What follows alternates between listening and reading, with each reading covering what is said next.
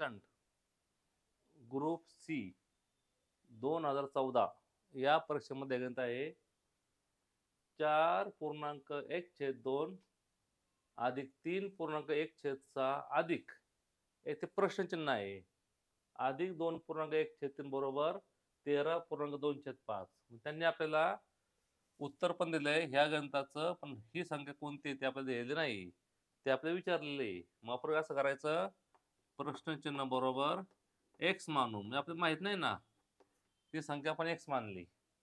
मग कसं पहा बरे, 4.1/2 3.1/6 अधिक एक्स अधिक 2.1/3 बरोबर 13.2/5.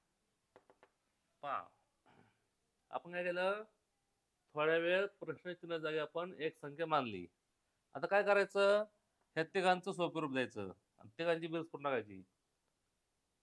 4 दुने 8, 8 आणि 1 9, म्हणजे पूर्णांक युक्त अपूर्णांक आहे त्याचा आपण साध्या व्यवहारी अपूर्णांकात रूपांतर करायचं. कसं करायचं, 4 दुने 8, 8 आणि 1 9, 9/2 9/2 अधिक 3 × 18, 18 आणि 1 19, 19/6 अधिक x अधिक 3 2 6, 6 आणि 1 7, 7/3 बरोबर 13/65, 13/65, 65 आणि 2 67/5. आता आपण ह्या तिघांचा आधी कच्चं काम साईडला करू. पहा 9/2 अधिक 19/6 अधिक 7/3. पहा 2 आहे, 6 आहे, 3 आहे. पहा बरे या तिन्ही संख्यांना, ह्या तिन्ही संख्या 2, 6 आणि 3 तिन्ही संख्येच्या पाड्यामध्ये 6 ही संख्या आहे, म्हणजे त्या तिघांचा लसाअ थोडक्यात 6 आहे. मग 6 ने आपण प्रत्येकाचा छेद हा 6 आणू आपण. मग 6 आणण्यासाठी काय करायचं, वर खाली 3 ने गुणू, मग 27/6. वर आणि खाली आपण काय करू, 3 ने गुणू, म्हणजे काय होणार, छेद समान होणार.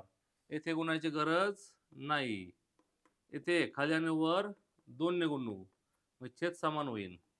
मग 7 दुने 14/6 आले.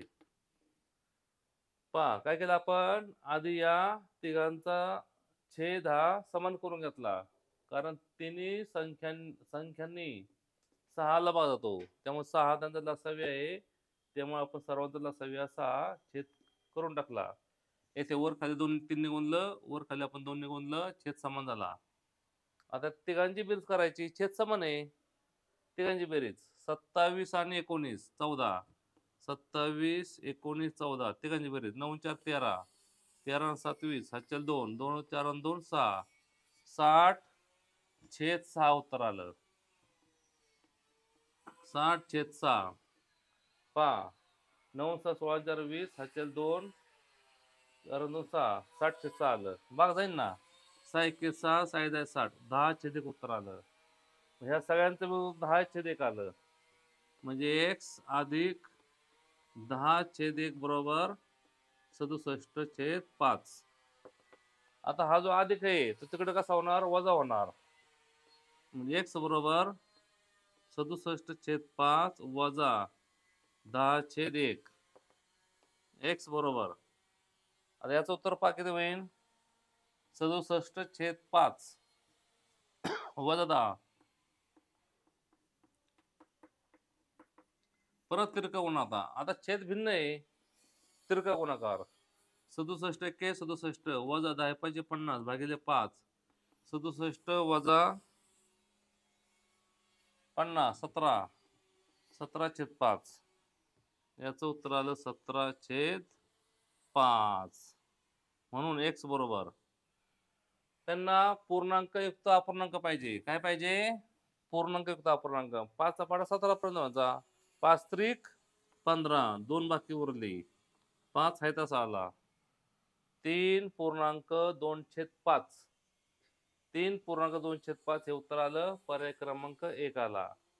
पहा फक्त याला x मानायचा त्या तिघांचं उत्तर आधी काढायचं, ते उत्तर पलीकडे नेऊन वजा करायचं, वजा करून जे उत्तर येईल ते देऊन टाकायचं. आन्सर आलं 3.2 छेद 5. पहिला पर्याय आला ए.